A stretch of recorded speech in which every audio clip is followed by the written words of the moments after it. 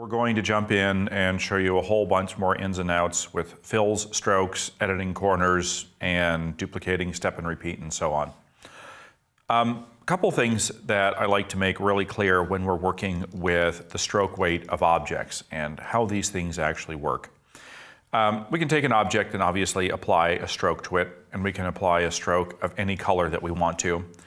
And when we apply a stroke to an object, there's a couple things that we really need to pay attention to when we're applying a stroke weight to an object. And the one thing that we want to pay attention to here is, it doesn't seem like it's a big deal, but when I apply a stroke to an object here, we actually have the align stroke feature, which when I apply a stroke to an object, it's going to equally distribute the stroke both inside and outside the object. And it may not seem like a big deal until we try to line things up together or put things up to a guide. And if I were aligning this to a guide on the page here, say turning on my rulers here and putting a guide right here, and I align an object here, you'll notice that my object doesn't align on the edge of my stroke, it aligns on the actual bounding box of my stroke. So in the stroke panel, I have the default, which is always going to align the stroke to the center of my object, and therefore as the stroke grows or shrinks, the object stays the same size, but the stroke grows inside and out. If I'm really concerned about keeping my objects aligned, regardless of the size of the stroke, aligning the stroke to the inside of my object here allows me to increase or decrease the size of the stroke without changing the size of the container. By the way, when you measure your container, it's actually to the bounding box. I can also go and switch my stroke to the outside, which means no matter how big or how small I make my stroke right here, it's not going to change the size of my container. Now, you would think that by changing the size of the stroke, it changes the size of the container. It doesn't. The size stays the same. If I make this 3x3 or 3x2 here, 3x3, and I change the size of my object here, that size doesn't change. So I know a lot of people think, oh, if I make it bigger, it's going to change. No, it only measures the actual container itself. It has nothing to do with the stroke. So keep that in mind when you're applying your stroke to your objects of whether or not you want to have it aligned in the center, to the inside, or to the outside of your container, because it will change the size, but it does not register the actual size change. So I like to run everything on the inside of my container, simply because then I know my containers are always going to line up right on my guides. But that's a personal preference, and we will have to change that as we go. For now, I'm just going to run in the default mode, which is align the stroke to the center of my object. I'm going to turn my rulers back off, which is Command or Control R. We're going to get to the rulers in a bit. When I have my stroke on my object, I'm going to apply the stroke on my object, and I can go to my color panel, which I can just go into my window menu and call up my color right there. I can apply my stroke and my fill. Up here in the control bar, I've got my drop-down menus to choose from my list of colors for both my stroke and my fill, but I also have the older style down here in the toolbar for the stroke and the fill. Quick and easy way to bring the fill to be active or the stroke to be active is just simply the letter X. And X will go in, if you pay attention down here, if I click on X, it just brings my stroke to be active, and then it brings my fill to be active. That's something that's important to know, because as you're getting through here and applying your fills and your strokes, doing that quite awesome. If I do Shift X is going to swap my stroke for my fill. Now in general, I will have strokes on my objects if I truly want a stroke that is going to be a different color than my container. Out of habit, I do not stroke an object with the same color as the fill, simply because you don't remember that you have a stroke on your object. So if you find yourself putting a stroke and a fill on an object of the same color, I recommend getting rid of the stroke. It can cause some hiccups later. And another quick and easy way is, if you do want to do the same fill and stroke on an object right here, is you can simply drag it down here at the bottom of your toolbar. You can simply drag and drop your fill to your stroke or your stroke to your fill color there to apply one to the other. If you want to shut one of those off too, you can bring either one to be active. Say I want to shut the fill off. I can click on the little no fill, which is just my / right there. And if I do that, that will then shut off my stroke or my fill, depending on which one that I have active. So a couple little shortcuts that you have there for doing the stroke and the fill. Now, the reason why I spend so much time on concern about the stroke, and more so the stroke and the fill here, is when we get into our Pathfinder tool, strokes and fills act very differently. So I want to talk about that when we get to that point and see. But just keep in mind how our stroke is going to align when we actually align these items. It is not to the edge of the stroke, it is to the edge of the physical container. I'm going to draw a line here, and I'm going to apply a stroke to the line. And in this case, I'm going to just round the end caps right here. This is a stroke. So when I apply a color to the stroke, I go to my stroke section or my drop-down menu here, and I choose a color to apply to my stroke. If I wanted to go in and I want to edit this, I edit this just like I would a normal line. I can simply click and pull on my pull handles, and this allows me to adjust the length of the line, and that's about it. I would need to go in and adjust the point size from here on out. If I would like to convert this to an actual shape so that it is no longer a line that has a stroke, and I would like this to be a flattened rectangle with rounded ends, and I would like to edit it as such, I can then go under my Edit menu, or my Object menu, under Path, because this is a line here. What I can do is I can outline the stroke of my object. When I outline the stroke of my object, it is no longer a path, it is no longer a stroke and fill, it is no longer adjusted by the point size of it. It now becomes an actual object. You see up in the control bar, there is no more stroke. The stroke color went away, and I brought up my fill color. And now it is an actual shape. And from this point on, there is no more stroke unless I put a stroke around this shape. This can be quite handy when I'm trying to create objects that have consistent borders around them, but I would like these objects to be a solid fill rather than being a stroke. Because I may be going in and adjusting these objects here, and I want to have them adjust and not remember to say, oh, I forgot when I adjusted this, my scale stroke wasn't on, so when I made it smaller, it didn't scale the stroke. If I take this object, and I then go under the Object menu under Path, and I create this into an outline, it is now an actual object. Okay? There is no stroke here. It looks like it's a nice border, but it is now actually a fill, which is controlled by the fill, and therefore I have no border around that object. When I'm trying to create consistent with objects here, I will draw the object, put a specific stroke on there, and then convert that to an actual shape so that I use my fill instead of my stroke to fill that color. And then when I scale it, I know everything is going to scale proportionately. We're going to constantly go back between fill and strokes. We're going to show you why some are going to work better in some instances and why not. But when we get into our Pathfinder tool, this is going to be an important lesson that we have to learn, because paths and strokes don't combine in the Pathfinder tool. So it's just a quick little run through on strokes themselves. Okay, so there's the stroke panel right there. I'm just going to close out of that there so we don't have that sitting up there. Now I'm going to go through and actually edit my shapes. So going through with my direct selection tool here, now that I've converted this into a shape, you can see I can go in and I can edit the shape using my direct selection tool. This is no longer a path, and I can edit this independently of everything else. If this were a border around here or a stroke around my object like this, and I wanted to go in and I wanted to edit this shape using my direct selection tool, then my path is going to be edited, and that path is going to continue along with my shape.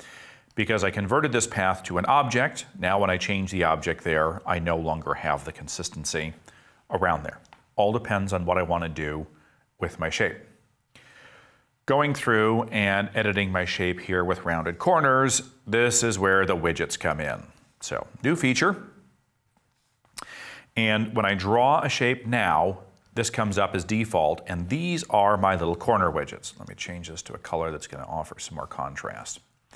Under the View menu, I can have, under View, go down to the bottom here, I've got my Smart Guides, here's my corner widgets. If you do not like those little automatic corner items right there, those are your corner widgets. By default, they're turned on. I click my object, and there's my corner widgets. And I'm going to zoom in real close. We can see how that works. Now, I could have just drawn and used my up or down arrows to control that, but I'm going to control these later. By going and hovering over the edge or over that little corner widget, I get my cursor with a little arc. And if I click on that and I pull in and out, it's going to allow me to adjust those corners symmetrically all the way on through. Now, part of that is being able to just go and do that as a standard item. Over here in my transform palette, which comes up every single time I draw a rounded corner, if I unlink the corner radius right here and I decide to click on one of these, you'll see that it still works in conjunction, okay? So I do that, and even though I've unlinked it over here in the transform, it still keeps everything together. So I would have to go over here and edit these separately, or I can use this nice little feature. So first off, when I want to go in here and edit this, it's always going to default as a rounded corner. If I hold down my Option key and I Option click here on those corners, you'll see I'll be able to cycle through those corners, okay? The cursor changes, and that's just Option clicking through those corners as well, which is great. Okay, wonderful. And I can click and pull, Option click, cycles through the whole thing, wonderful. What happens if I want to adjust just one corner here? Well, that's easily done. And what I'm going to do is I'm going to go to my direct selection tool, and I'm just going to click and drag over that one corner. So I've specifically selected just those corner points, and now my little corner widget is all by itself. So if I want to create a container that has 2 square corners and 2 round corners, I can just do a direct selection tool, drag my widgets, change my widgets, whatever way, and now I have my resulting shape. And I can also go through here, and I can also create my corners as well, and I can say, okay, I want, more of a corner here, I want less of a corner here as well, put these all together and adjust it that way too, if I don't feel like going in and doing my direct selection tool. Whatever corners I select, I can go ahead and adjust. If I want to click and drag and adjust those 2 at once, I can just click and drag over those or these, and therefore I can adjust them. If not, you still have your transform, where you can go in there and visually unlink those settings so that you have the control over these corners separately, and then you can control them overall. Now, the default, once I've drawn my rounded corners, if I want to reduce my object here, these are 1/2-inch rounded corners, so if I reduce this down, those corners stay the exact same size. That may work for me, that may not. I may want them to. So when I scale that, you'll see that they scale all together. Okay, maybe I want to do that, maybe I don't. If I don't want them to do that, I will need to go into my Scale Rectangle Corners so that I've got my corners to be scaled. Now when I do that, they are going to scale so that I keep everything in proportion. This may be much more visually appealing too, and once we apply containers inside of containers, we want the radiuses to reduce as we go. But it's something that you have to make mental note of and do this every time you're working with this if you do want them to scale or you don't want them to scale. Turn that on, turn that off. And there it is. So in this case, I do want them to scale because I may want to keep them proportionate. So there's my rounded corners. Simple and easy to do. And again, if I'm drawing my corners here and I want to do this dynamically, I can just draw and use my up arrow, which is going to increase the corners, down arrow is going to reduce the corners, and this is something that's been around for quite some time. What's new are the corner widgets and the ability to automatically adjust. That's new in the Creative Cloud, and the way it adjusts now, even more so that it automatically comes up with this. This is the 2014 update. Just a little tidbit, if you have not updated your Illustrator, it still has live corners, but the live corners don't become active with the selection tool active. What you need to do is you need to select your direct selection tool, select the corner, and then your live corners are going to become active. And that's only if you have Creative Cloud and you have not updated to 2014. just a little bit of a snafu in there. Nonetheless, you still have your live corners, but now it's called corner widgets because they changed the name yet again. So I can go through, and another cool thing that we can do as well is when I draw a star too, that's a little bit too much. Let's do 10 points on this. When I go in and do this, you'll see that anything that has a point on it, anything that has a corner, can also be adjusted. So clearly I'm never going to get a corner widget on a circle or a line, but I can get it on any point that's going to have corners. So here I can go in and I can adjust this, which is kind of nice if I want to do, you know, like a little kind of simulated gear item as well. And I can pull those all the way out to get the normal star. Now you'll notice that once I get to the point where I'm at my limit, everything's going to turn red. That is also a new feature. That's as far as I can go with that. So if I want to do a bottle cap or something like that, kind of cool. If I want to go in and I want to do just certain ones here, I would have to go in and I would have to physically select holding down the Shift key and shift and click over each one of those points there to isolate them. A little bit more of a hassle, but there we go. And then I'd be able to just go in and adjust those points that I select independent of the other points, and I can create a nice little sun very easily. Now we're getting into building things. Wow, look at that. So again, you'll see that I have all my little points right there. If I click on one, I can change just one. So, you know, then I can create some type of little Batman symbol right there and do that, you know, some type of little bursty thing, who knows, okay? Live corners are right there. Super, super, super sweet. Love it. All done with your direct selection tool. Now, I can also go in with my direct selection tool, and here's where having all these little corner widgets can be kind of a hassle. If I go in here and I just want to adjust a little specific point, I certainly can, just by dragging that point. So I can still do that separately there. It's just that when I click on there, I now have all the corner widgets. So it may be nice to shut off your corner widgets so you don't see all those extra little icons there, but it's just something to get used to as you're working. You can still adjust all those corners independently. Okay, so now we know how to make a sun, and that's the same way we can also go in and do like a little cupcake pan too, by the way, folks. For those of you that want to do baking stuff, you know, go in, take your little corner widgets, there you go. You know, little baking thing, little gear, bottle cap, you name it, there you go. Now you got that. Take a star, drag your little corner widgets. Simple three-step process. Right there. Going in and working a little bit more with the fill and stroke on this as well. Going in and picking up objects or fills and strokes from other objects here. One of the great things is using your eyedropper tool. If I want to pick up attributes from another object, so I've got my fill and stroke right here. I'm going to bring my fill to the front. My eyedropper tool is great for picking up other attributes. If I take my eyedropper tool and I click on any other fill object there, it just sucks up the fill object and applies it to the object that I have selected as well. If I go in and I do my stroke as well, it's going to pick up all the attributes. This one has no fill, but it has a stroke. So whatever I click on there, it just simply picks up those attributes nice and quick instead of trying to figure out which one was which and hunt through my list of colors.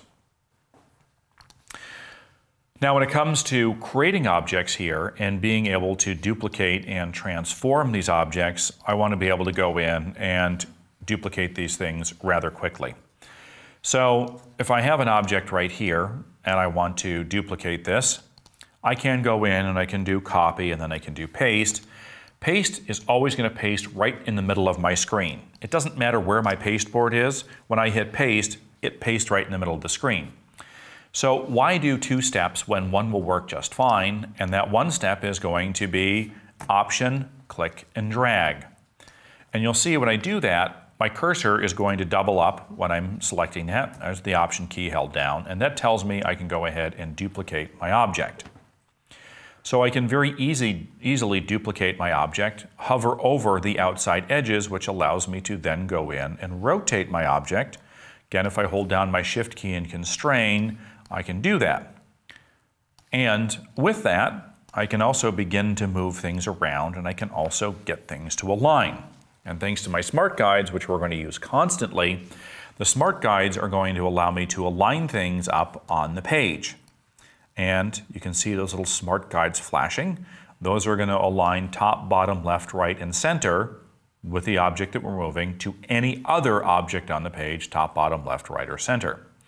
The more objects that you have on your page, the more smart guides are going to be flashing around. Under the View menu, this is where we have our guides, and we can go ahead and turn on and turn off our guides right here. But our smart guides are right there, Command U or Control U. They are on by default. I don't recommend turning them off because it allows you to snap right to your particular objects. Now, one thing that Illustrator is weird with is if I take an object and I move it, and I try to move it back, it tends to snap right back in its original location. So if something is a little bit off, and I'm trying to get it lined up here, it has a tendency to try to snap back its original location. Most of the time I have to move it out of the way and let go, and then come back and snap it back into location. If you're trying to move it just a little bit with the mouse, it doesn't like to move just like it should. It likes to snap right back to it. So Option Click and Drag is a great way to duplicate your objects, and then of course hover over the outside edge to go ahead and rotate that object. And I could then just do my Option Click and Drag here, rotate this object as well, and put that into position. And before you know it, by option clicking and dragging and rotating here, I have something that looks very much like a nice little icon for a plant or a windmill or something like that. Nice little rounded corners, little leaves, symmetrical, all by going in and doing my option click and drag. Awesome. Wonderful. Works great. If we really wanted to, we could get crazy here and we could rotate this and we could throw a nice little stem on there, put that right in there, and then I could adjust that shape. Now, if this were a stroke and I were working with this and I were to take this stroke and I were to pull on the ends here, those rounded ends would stay symmetrical. Because this is a shape and I pull on this whole thing, what it's going to do is it's going to distort the ends, okay? You can see the more I pull it, the more distorted those ends become. Well, the reason why this does it is because, first of all, these are not the live little corners right here. I had taken this and I converted this, so if I pull this a really long way, it's going to go ahead and distort those ends, something that Illustrator loves to do. I would have to take my direct selection tool and select just those points that I want to pull, nothing else, so that I'm not literally stretching the entire object, and then pull the whole thing down here, of course, while holding my Shift key so that I keep everything constrained. Because this started out as a line with caps, now that I converted it to a shape, I don't have that ability to keep that rounded end as I change the size of my shape. And now I've got a little kid's windmill right here, which looks just perfect. Yeah, line that up right there, and there you go. Nice little icon for something. I can take a whole bunch of objects together, select them together, not actually grouping them, but I can select them together, and I can rotate them together as well. I'm going to hold down my Shift key, and even better yet, look at that. Now I'm going to go and put that in my center, and now I got my nice little windmill there, just like so. Nice little icon. Probably don't even need a little bar. Just take that right out of there. Great little icon. You can call it whatever you want it to be. Want to go in and I want to change the corners on here and round those? Yep, I could just go and I could pull those in. Actually, I'm going to pull just this corner right there, and I could pull that in, change that, round it one way or another, make a prop out of it, windmill, plant, you name it. Nice and simple.